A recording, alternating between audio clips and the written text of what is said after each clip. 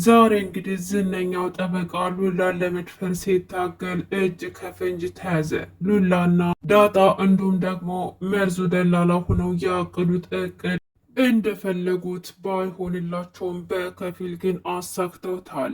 እንደሚታወቀው እቅዳቸው ጠበቃው እቤት ገብቶ ሉላን ለመድፈር ሲሞክር ቪዲዮ ቀርጸው በዛ ቪዲዮ እያስፈራሩ ክስ መስርተውበት ከዚያም በኋላ የእጁን እንዳገኝ ነበር። እሱ ግን ጠበቃው በጣም ብልጥና እንዲሁም ደግሞ ስለ ሕጉ አውቃለሁ የሚል ጋጠ ወጥ ነበር። ልክ ገብቶ ሉላን ለመድፈር ሙከራ ሲያደርግ ዳጣና መርዞ ጩኸው ጎረቤት እንዲደርስላቸው አድርገዋል። ያ ማለት እንግዲህ የተከበረው ጠበቃ አንዲት ሴት ልጅ በቤቷ ድረስ በመሄድ አባወራ ቤት በመግባት ጾታዊ ትንኮሳ በማድረስ ክስ መስርተውበታል። የእጁን ማግኘት አለበት። እንደዚህ አይነት ልክስክስ ሰዎች የእጃቸውን ማግኘት አለባቸው።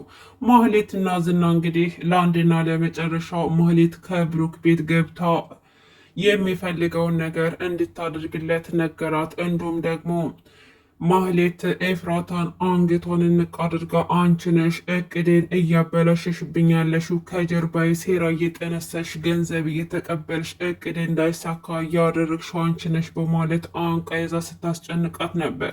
ይሄ የሆነው ደግሞ ማህሌት መርዞ ደላላውን ይዛ ወደ ዝና ጋር ስትወስደው ዳጣ ጋር ደውሎ ዝና የሚባለው ሰውዬ ማን ነው ብሎ ሲጠይቃት አምልጥ፣ በህይወት ካለ አምልጥ፣ እዛ ከሄድክ አትተርፍም፣ በህይወት አትመለስም፣ ካሁኑ ብታመልጥ ይሻልሃል፣ በጨካኞች ተከባል ብላ ስላስጠነቀቀችው ማህሌትን ከአንቺ ጋር አልሄድም፣ ሁለተኛ አጠገብ ያልደርስም፣ እንዳትደውይልኝ፣ ከደወልሽልኝ እከስሻለሁ ብሎ አስፈራርቶ አምልጧት ነበር።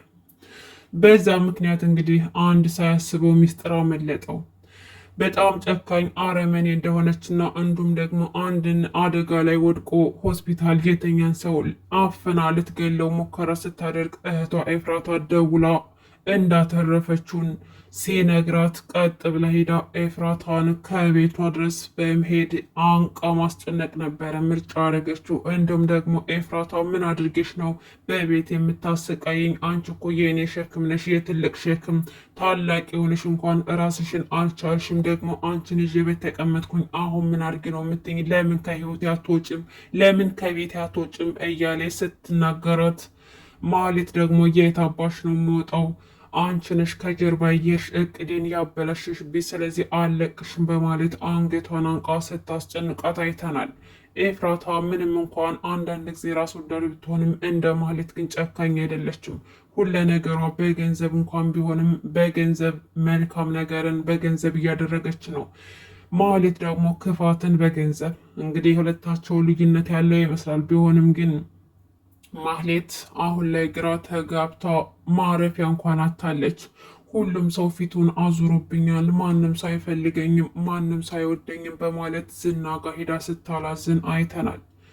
መድብል ደግሞ ማህሌት ከዝና ጋር ሆና መኪና ውስጥ ሲያወሩ አይቷቸዋል። ከምሳሌ ጋር ሲሄዱና የወደፊት እቅዳቸው የሆነ ተንኮል እንዳሰቡ ገብቶታልና አንድ ነገር ማድረግ እንዳለበት ተረድቷል። እንግዲህ ዳጣና መርዞ ደላላው ሉላን ለማትረፍ ሄደው ነበረ። ሉላም ሞገስን አስፈቅዳ የሆነ ቦታ ደርሼ እመጣለሁ በማለት ያንን ጠበቃ አቃጥረውት ጎል ሊሰሩት ተዘጋጅተው ነበር። ነገር ግን ጠበቃው በጣም ኃይለኛና ክፉ ሰውዬ ነበረ። ያንን በማስፈራራት ሉላን የማትፈልገውን ነገር እንድታደርግ እያስገደዳት ይገኛል። ነገር ግን የሚፈልገው ነገር አልተሳካለትም። ብሩክ ደግሞ ስለ ሉላ ለቅድስቴ እየነገራት ነበር። በጣም ጠንካራ ልጅ እንደሆነችና ከድሃ ቤተሰብ ያደገች እንደሆነች፣ ነገር ግን የድሃ ኩሩ እንደሆነች፣ ምንም የድሃ ልጅ እንደማትመስልና ገና በልጅነቷ ጀምሮ ብዙ ስቃይ የደረሰባት ልጅ እንደሆነች ለቅድስቴ ሲነግራት ነበረ። ሞገስ ባለቤቱ ሉላ ልትደፈር እንደሆነ ከሰማ ምንድን ነው የሚፈጠረው? ምንስ ነው የሚያደርገው? ከዚህ በኋላ ምንድን ነው ማድረግ ያለበት? አሁንስ በድጋሚ ጠበቃው ሞገስንና ሉላን እንደማይከሳቸው ምን መረጃ አለን? ሀሳባችሁን ኮሜንት ላይ ያስቀምጡልኝ። ሰላም ሰላም! ውድና የተከበራችሁ የቻናሌ ቤተሰቦች እንኳን በሰላም መጣችሁ። ለዚህ ቻናል አዲስ ከሆናችሁ ሰብስክራይብ በማድረግ ቤተሰብ ሁኑ። እንዲሁም ለሌሎች እንዲደርስ ላይክ፣ ሸር አድርጎት። አመሰግናለሁ። እንግዲህ በምሳሌ ድራማ ማህሌት የእጇን ማግኘት አለባት። አሁን ላይ ሁሉም ሰው ፊቱን ሲነሳት፣ ዝናም ሌላ ሚስት አገኘ፣ በባዶ ቀረች። ብሩክም ቅድስቴን ሊያገባ ነው። ብቻዋን ስትቀር የእጇን ማግኘት አለባት። የሰራችው ስህተት ይገባታል፣ እንድትጸጸት ትሆናለች። ይሄ ጠበቃ ደግሞ በህግ ስር ሆኖ የእጁን ማግኘት አለበት። እንደሱ አይነት ቆሻሻ ሰዎች የእጃቸውን ማግኘት አለባቸው። ሲቀጥል ደግሞ ሉላ ደግሞ ለሞገስ መናገር አለባት። እያንዳንዱን ነገር ልትነግረው ይገባል። ዝም ብላ እስከመቼ በራሱ መንገድ ያወቀ ቀን ፍቅራቸው አደጋ ላይ ይሆናል ብዬ አስባለሁ። እናንተስ ምን ትላላችሁ? ሉላ መናገር አለባት ወይስ ደግሞ ዝም ማለት ነው ያለባት? ብሩኬ ደግሞ ሞገስ ገንዘቡን ያጣው በእኔ ምክንያት ነው፣ በእኔ ምክንያት ያጣውን ንብረት እያንዳንዱን ንብረቱን በእኔ ምክንያት መመለስ አለበት እያለ ነው። እንግዲህ በብሩክ ምክንያት ገንዘቡ ሊመለስለት ይችላል። ጓደኛው ለሱ ብሎ ብዙ መስዋዕት እንደከፈለ ስለተረዳ ያንን ንብረቱን ሊያስመልስለት ይችላል ብዬ እገምታለሁ። እናንተስ ምንድነው ሀሳባችሁ? እስኪ ሀሳባችሁን ኮሜንት ላይ አስቀምጡልኝ።